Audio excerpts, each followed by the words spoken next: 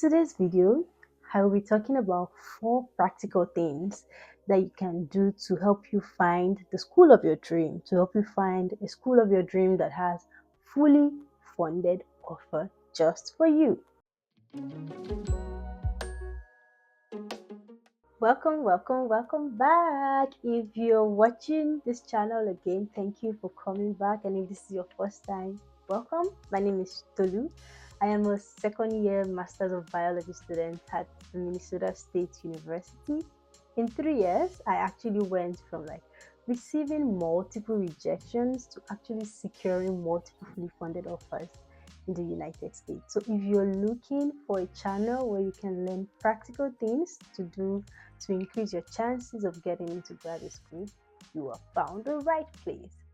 In today's video, I will be talking about 4 practical things that you can do to help you find the school of your dream, to help you find a school of your dream that has fully funded offer just for you. So the first thing I'll be talking about is apply to schools across different classifications. So what do I mean by this? For many of us that are coming from outside of the United States, the schools that we know about, they are typically the big schools, the Ivy Leagues, the Harvard, the Princeton, which are awesome schools, which are prestigious schools that we should desire to get into. But it might interest you to know that there are over 4,000 colleges in the United States. Out of those 4,000, there are 1,000 that are graduate degree awarding, and out of those 1,000, only 8 are Ivy Leagues.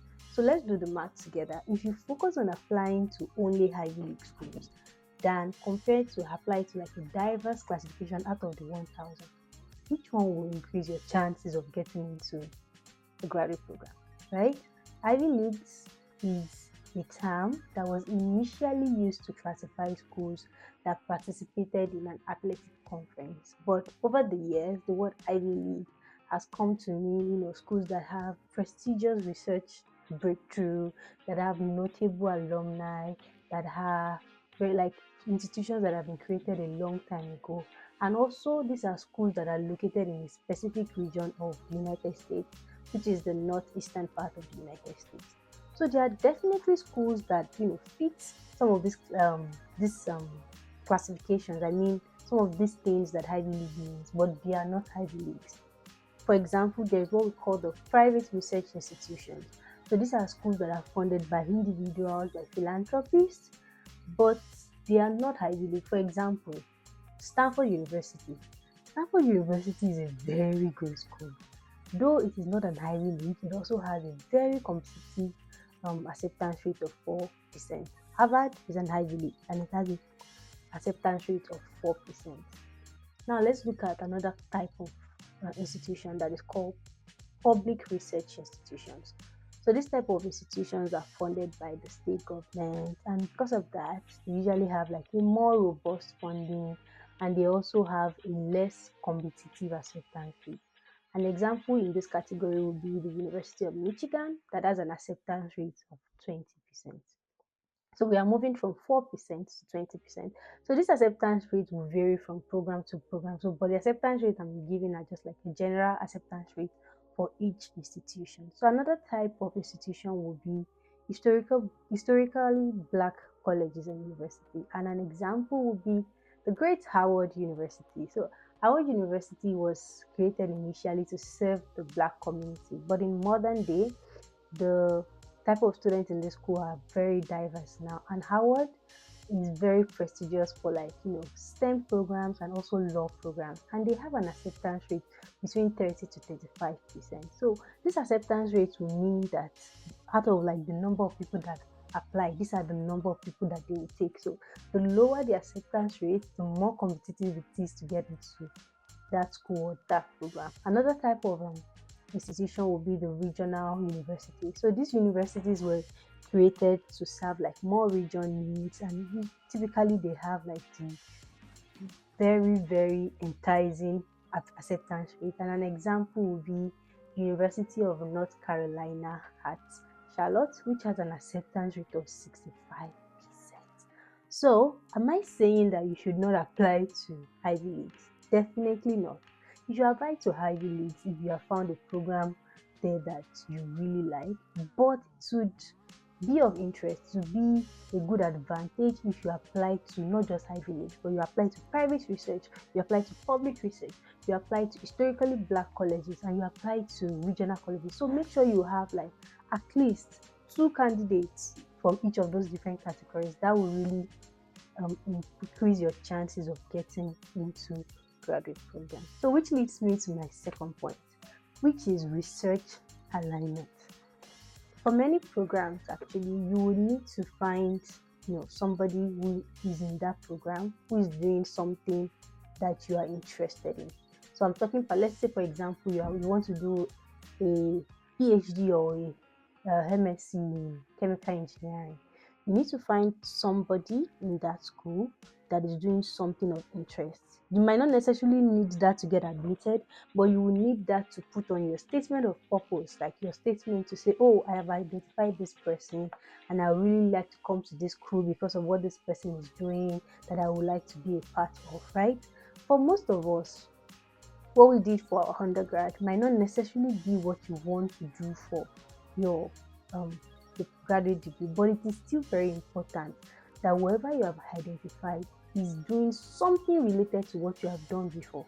And why would this matter? It will matter because that will mean that you have transferable skills, you have experiences that are relevant to where you want to move in. And that would kind of, if I'm a faculty, for example, if there are 2 students that are aspiring to come to my research lab, and there is one who let's say I'm using 5 research methods in my lab, and there's one who has 3 of those 5, they're familiar with it, and there's one who has 1 or nothing, I'm more likely to take the person who has like some form of experience in my field compared to somebody who doesn't.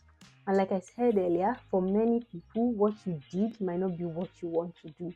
But the advantage here is, for example, in PhD programs, before you finally settle into what research you are doing for your PhD, you get to do what we call lab rotations, which is when you go to about 4 to 5 labs, depending on the program, to determine, oh, is this where my interest lies? Is this what I want to do? Is this the supervisor that is appropriate for me?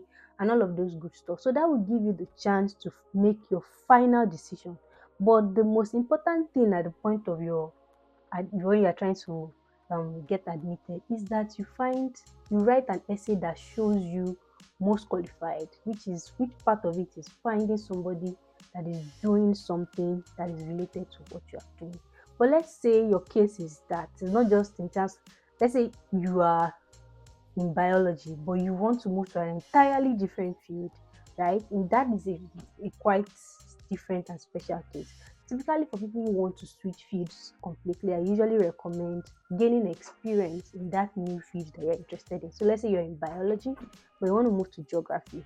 I would advise that you gain experience, some form of experience in geography before you apply to geography graduate program, if that makes sense. So the most important thing is put your best foot forward, right? Put your best foot forward. When you get in, you're going to figure your way out.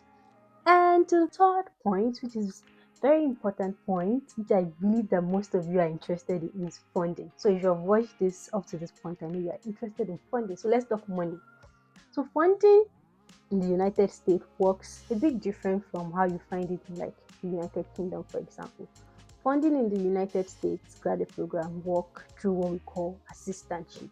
So there are different types of assistantship. There are 2 major types. We have the teaching assistantship, which will mean that you are assisting a faculty member to teach some part of their course. For example, I am a teaching assistant in my program, and I assist the faculty to teach the lab of their course. So I teach a lab of 25 students 2 times in a week. And the total number of hours that I put into this role is 20 hours per week. I teach, I grade, and all of those good stuff. And another type of assistantship is what we call a research assistant. A research assistant is assisting a faculty to do some form of research. It might be research for your degree and it might not. So you might want to get all of those clarifications before you apply to the program. That, if I'm doing a research assistant, is it going to be accounted towards my degree, or it's an entirely different thing? And in return for whether you're a TA, which is a teaching assistant, or a GA, you get some form of stipend and typically you get your tuition waived. That means you don't pay school fees and you get stipend. And that stipend, though not usually a lot, but enough to take care of your accommodation, your feeding, and your basic lifestyle. So that is the two major type of assistantship. But there is also fellowship. So fellowships typically come from external source, like not directly from the school. So let's say you found a program that you really like, but they are not offering funding. You can apply to fellowships to fund that. So an example of this kind of fellowships would be the Fulbright Fellowship or the AAUW fellowships. Most times the fellowship do not require you to do anything in return. However, some fellowships have like clauses that when you are done with your degree, you have to return to your home country. So please make sure before you apply to any fellowship, before you apply to any school even, make sure you read the conditions that come along with the offer. The fourth and maybe the final tip, maybe I have one more at the end that I'll be talking about, is about location and climate. So there are 50 states in the United States and you don't know anyone, for example, you don't know which state I should try to focus in. One of the things that can guide you is the cost of living. So I'm going to give a scenario. So let's say there are two grad students, grad student A, grad student B. They are both receiving 20,000 stipend per month. One of them is in New York, the other is in Richmond, Virginia, right? They most likely will not have the same standard of living, even though they are receiving the same amount, because New York is a more high-end environment compared to Richmond, Virginia, right? So you might want to consider that, like if you know the stipend that the school would give, all of this information is typically on the school website. You want to consider, would I have a good standard of living in this place if I get the stipend or this place? So these are the things you want to consider. And even though $20,000 in New York might not be a lot compared to this other Richmond, Virginia, New York will offer more opportunities. Let's say you're interested in an internship, you're interested in, a job after your program. You might want to put all of that into consideration. You weigh your options and determine where you are headed. Another thing you want to consider is climate. Most of you are already aware that the United States is a very cold place, but not all states are cold like in the same degree. There are degrees to the coldness. So the Midwest is one of the very cold states. No, it's not like the coldest, but there are states like Texas, there are places like Florida that are not as cold. So if you are somebody who is very allergic to cold, Midwest might not be somewhere you want to look into. You might want to look more into like warmer states and all of those good stuff. The last like extra tip that I want to put, which is something that I'm still trying to research and I want to hear people's view on this, is I've seen people talk about the fact that applying to schools that have like compulsory application fees is less competitive compared to applying to schools that do not have application fees. So let's say there's a school that has an application fee of $100 and there's a school that say, oh, we are going to waive. So the idea is people believe that those schools that waive the application fee, they're not going to be a lot of applicants compared to the one that doesn't waive the application. That is somehow, it's debatable, but I think that's something too you want to watch out for. So if the initial application fee is not a thing for you, you might want to also focus on schools that have application fee compared to those ones that waive the application. Let me know your thoughts in the comments. Thank you for watching my video up to this point. If you found value in it, please make sure you share it, make sure you like, make sure you leave me a comment, and also give me ideas, like tell me things you want me to talk more about in my subsequent video. Thank you for watching. See you in my next one.